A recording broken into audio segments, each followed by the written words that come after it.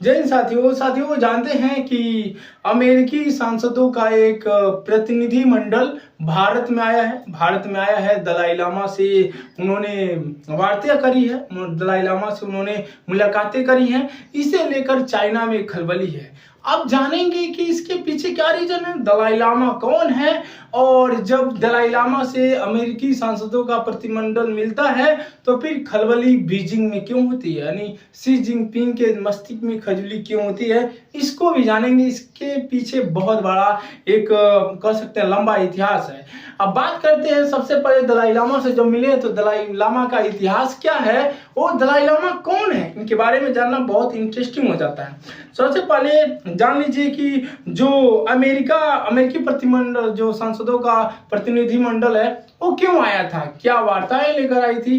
क्योंकि जो वार्ता सन 2010 में स्टॉप हो गई थी, रुक गई थी, उन्हें अमेरिका ने उन्हें पुनः शुरू किया है। तो जानेंगे किस प्रकार से शुरू किया है।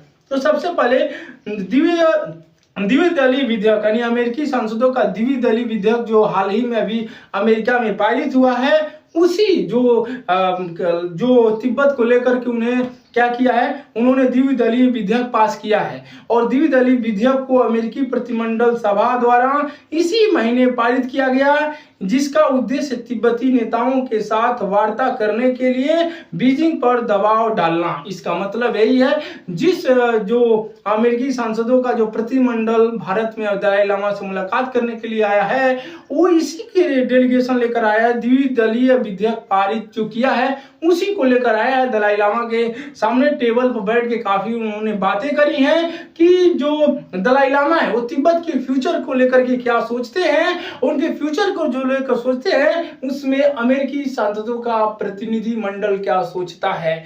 क्योंकि जो हमेशा अमेरिका ने जो तिब्बत के लोग हैं, उनके जो नेता हैं, उनके अधिकार के लिए बातें की है, वहां के संस्कृति और धर्म के लिए बात की है। अमेरिका इसमें पीछे नहीं रहता। तो जानेंगे दलाई लामा कौन है। दलाई लामा की बात करें तो 1950 में बीजिंग ने तिब्बत पर आक्रमण किया था, क्योंकि 1950 में बीजिंग यानी चीन ने तिब्बत पर आक्रमण किया था और दलाई लामा 1959 में उसके शासन के खिलाफ एक विद्रोह खड़ा किए थे। लेकिन विद्रोह क्या हो जाता है, असफल हो जाता है। विद्रोह असफल होने के बाद दलाई लामा को लगा कि अगर वो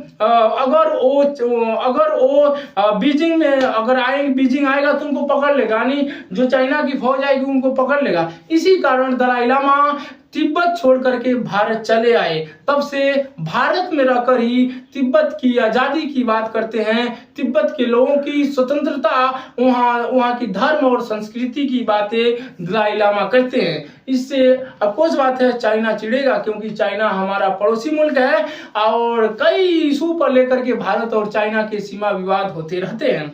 तो बात करते हैं जो सफल होने के बाद वो भारत भाग गए। अब इसी कारण दलाई लामा यहीं से रह करके तिब्बत के अधिकार की बातें करते हैं। जब अमेरिकी प्रतिनिधिमंडल आया, दलाई लामा से मुलाकात करी, तो चाइना का रिएक्शन आना बिल्कुल स्वाभाविक था और चाइना ने रिएक्शन किया भी। लेकिन जानेंगे जो प्रतिनिधिमंडल आया भारत में और दलाई लामा से बात करी, और दलाई लामा इस वक्त जानते हैं कहाँ है, भारत मतलब हिमालय की गोद में बसा एक शहर है धर्मशाला, उसी में दलाई लामा रहते हैं, निर्वासन में रहते हैं। तो उन्हीं दलाई लामा से अमेरिकी सांसदों की जो प्रतिनिधिमंडल है बात करी है। अब बात करते हैं दलाई लामा कौन है। तो दलाई लामा को जानते हैं 1989 में उनको शांति का नोबेल पुरस्कार भी मिला है। दलाई लामा को क्या मिला है, 1989 में शांति का नोबेल पुरस्कार भी मिला है। तो इसे भी इंपॉर्टेंस हो जाता है दलाई लामा का इशू। अब देखिए, जब अमेरिकी सांसदों का प्रतिनिधि मंडल आता है और हिमालय के धर्मशाला शहर में मुलाकात करता है, मुलाकात के दौरान अमेरिकी सांसदों का जो प्रतिनिधिमंडल है वो कहता है, प्रेसिडेंट ऑफ चाइना, क्या president of China you will be the goal, president of China you will we the goal, ये वर्ड होता है, यानी चाइना के जो राष्ट्रपति है उनको वार्निंग है कि चाइना के राष्ट्रपति जो है उनको वार्निंग दिया जा रहा है कि आप बहुत लंबे समय तक नहीं रह पाओगे। ये डायरेक्ट मैसेज है। और जब जब अमेरिका ने ऐसा किया है, ये इतिहास उठा के देखिए, उस देश के जो सत्तारूढ़ लोग हैं उनको परिवर्तन किया है, उनका नामो निशान मिटाया है। बात करें मोहम्मद गद्दाफी की, जो लीबिया में सत्ता के बड़े नेता थे, वही वहां के कमान संभाल रहे थे, उनको भी अमेरिका ने चेंज किया है। बात करें सद्दाम हुसैन के, जो इराक के राष्ट्रपति हैं, अमेरिका ने उनको भी कहा था विल बी गोन, वो भी वहां से बचे नहीं। मोहम्मद गद्दाफी थे लीबिया के थे और मोहम्मद हुसैन इराक के थे। तो इराक के जो राष्ट्रपति थे वो भी चाइना ने इतना बमबारी किया, वो स्वयं जाकर आत्महत्या कर लिए। तो ऐसे इशू आते हैं। बात करें अभी पाकिस्तान का, तो पाकिस्तान के भी अभी इमरान खान जेल में है।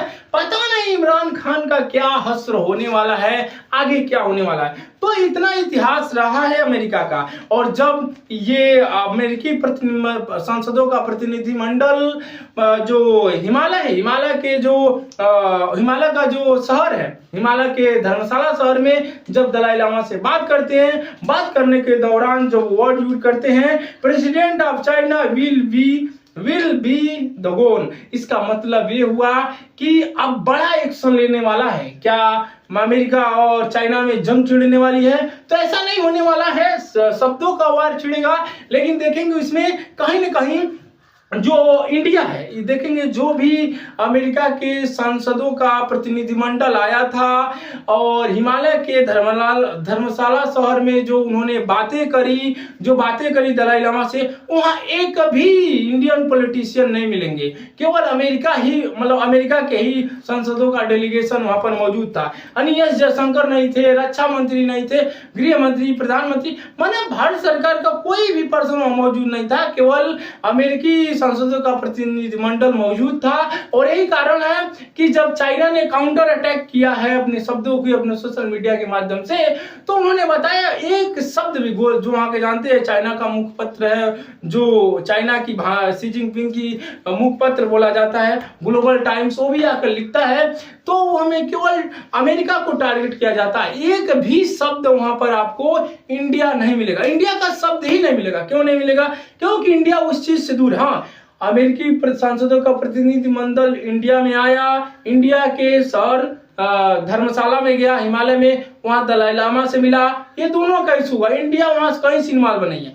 अब बात करते हैं क्यों चाइना एक भी बार इंडिया का नाम नहीं लिया। क्योंकि चाइना भी जानता है कि इंडिया के साथ बहुत लंबा गतिरोध है, सीमा विवाद है, दो कलाम पर हुआ जो सभी जानते हैं, जो लद्दाख में हुआ सभी जानते हैं। इसको लेकर के चाइना भी जानता है अगर इंडिया को मैं उकसाया तो फिर इंडिया अमेरिका के साथ आ जाएगा। और अमेरिका यही चाहता है कि कोई न कोई बड़ा इंडिया और चाइना के साथ वार हो जाए। देखिए चाइना जो है, चाइना और इंडिया है, ये गतिरोध हमेशा बना हुआ है। और अमेरिका वहां चाहता है कि भारत के कंधे पर के बंदूक रख करके चाइना की तरफ चलाना चाहता है। अमेरिका भी बहुत चालबाज है, वो चाहता है कि इंडिया और चाइना में क्लेश हो, वो अमेरिका भारत के कंधे पर बंदूक रख के चाइना की तरफ चलाएगा। क्योंकि चाइना बढ़ता हुआ इकोनॉमी है और बहुत तेजी से ग्रो कर रहा है, तो कहीं न कहीं उसकी जो हड़प नीति है चाइना को, इससे सारे देश परेशान हैं। बहुत सारे देश, अभी ताइवान है, ताइवान को भी वो काउंटर अटैक करने की बात किया जा रहा है।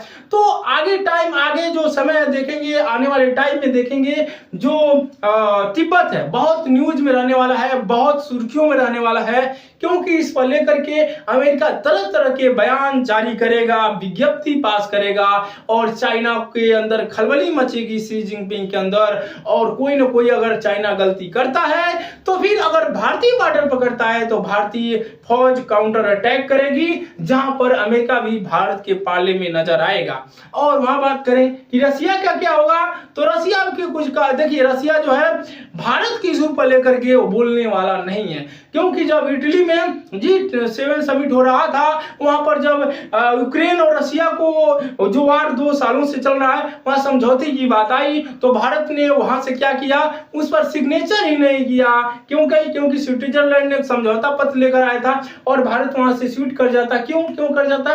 क्योंकि भारत कह रहा है वहां पर अगर जेलेंस्की है जो यूक्रेन के राष्ट्रपति हैं, तो वहां पर व्लादिमीर पुतिन जो रसिया के राष्ट्रपति है, दोनों लोग एक टेबल पर बैठे और वहां पर अगर विज्ञप्ति पर साइन होगी तभी भारत करेगा। तो इसे लेकर के रसिया भी खुश है कि भारत उसके मतलब विपक्ष में नहीं गया, इसी कारण वो भी ज्यादा खुश नजर आ रसिया। अब आगे जो भी आएगा अगर तिब्बत से इशू को लेकर के, तो आपके सामने वो अपडेट लाने का प्रयास करेंगे। वैसे दलाई लामा एक जीता जागता प्रमाण है, उन्होंने देखा है कि किस तरीके से चाइना ने पूरे तिब्बत को कब्जा किया है, वो जीता जागता प्रमाण है और इस प्रमाण को अमेरिका जाने नहीं देना चाहता। वो हमेशा दलाई लामा को इस तरफ रिप्रेजेंट करता है कि वही जो तिब्बत है, तिब्बत को ही प्रेसिडेंट है।